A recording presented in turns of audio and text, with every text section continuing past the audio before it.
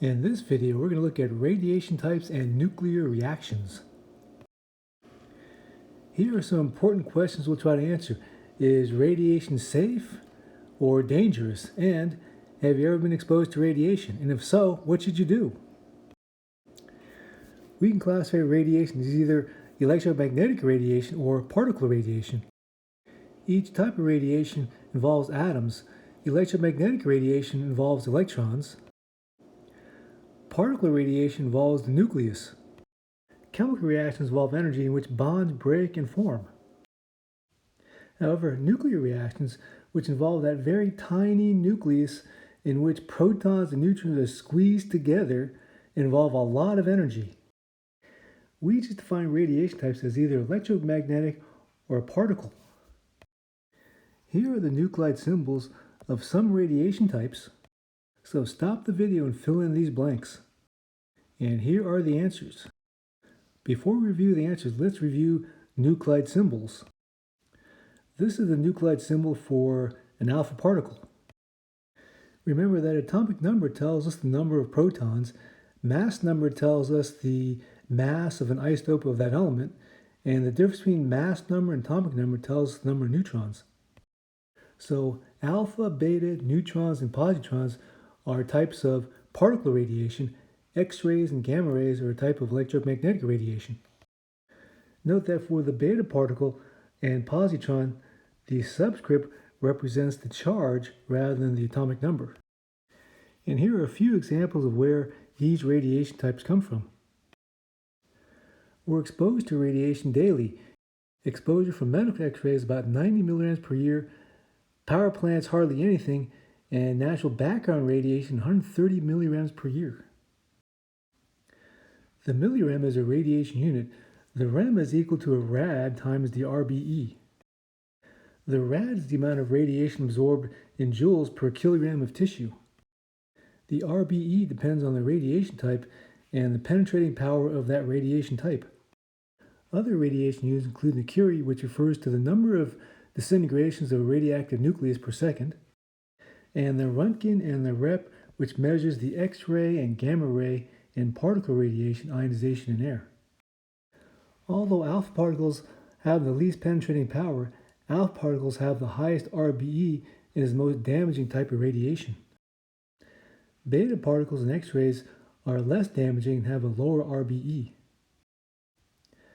Different radiation types have different RBEs and different penetrating powers. So stop the video and figure out how you would protect yourself from each radiation type.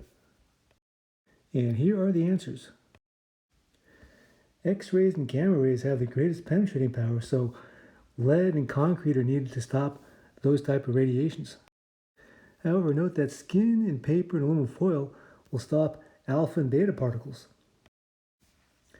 This is the amount of radiation which will cause death to 50% of a population in 30 days. Radiation damages our organs, but there are treatments for radiation sickness. Now, how can we tell which substances are radioactive? Big elements with an atomic number greater than 83 are radioactive. An isotope with an odd number of protons and neutrons is most likely radioactive. The band of stability plots neutrons versus protons, and isotopes within that band are stable. And if an isotope contains the magic number of protons or neutrons, it's going to be stable. Carbon-14 is a common radioactive isotope. Let's review how to determine the number of neutrons and protons in carbon-14.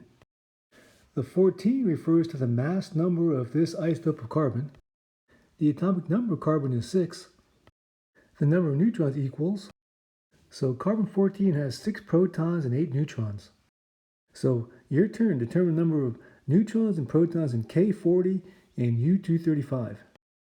And the answers are, good work.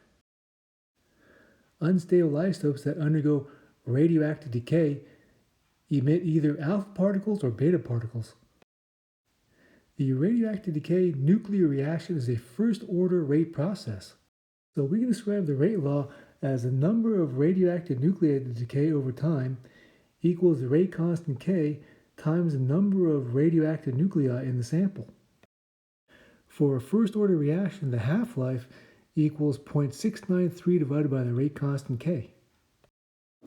So let's write a nuclear equation for a radioactive decay reaction. Carbon-14 is a beta emitter. What is the second product in this reaction? In a balanced nuclear equation, the sum of the mass numbers on each side of the equation must be the same, so for the second reaction, the mass number must be 14. The sum of the atomic numbers on each side of the equation also must be the same, so the atomic number for the second product must be 7. So the element with atomic number 7 is nitrogen. So your turn. Stop the video and write a nuclear equation for the radioactive decay of U-238.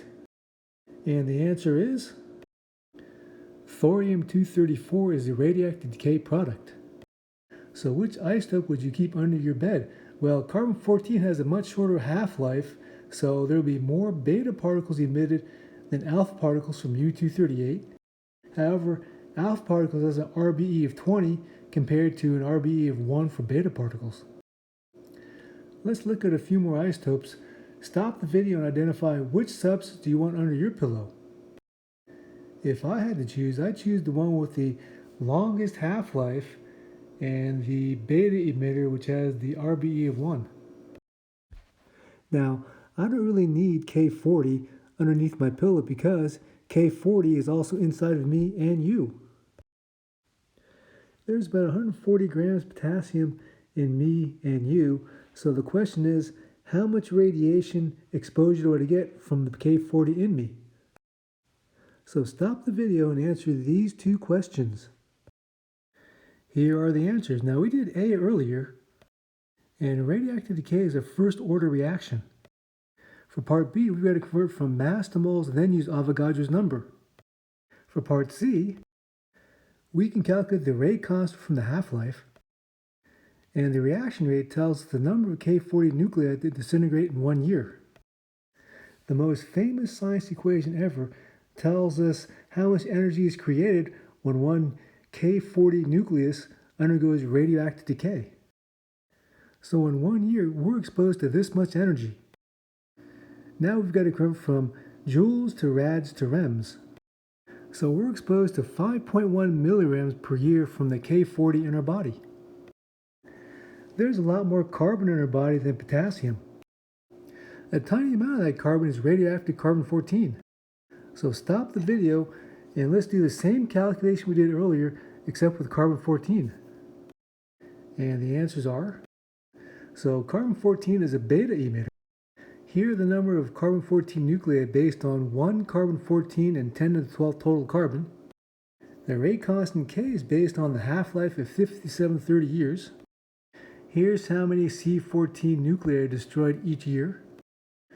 Einstein's equation tells us that each carbon-14 nucleus which decays produces 7.1 times 10 minus 15 joules, which means this much energy is created in 1 year, which means we're exposed to 1 millirem of radiation from carbon-14 in our body. Carbon-14 is in our body, and here's where it came from. So stop the video and practice writing a balanced nuclear equation. And the answer is, carbon-14 is also used to determine the age of fossils. This is done by looking at the ratio of stable carbon-12 to radioactive carbon-14. I've been on a few of these. Problem is, I'm the radioactive one. In part 2 of this video, we're going to look at the heavier radioactive isotopes.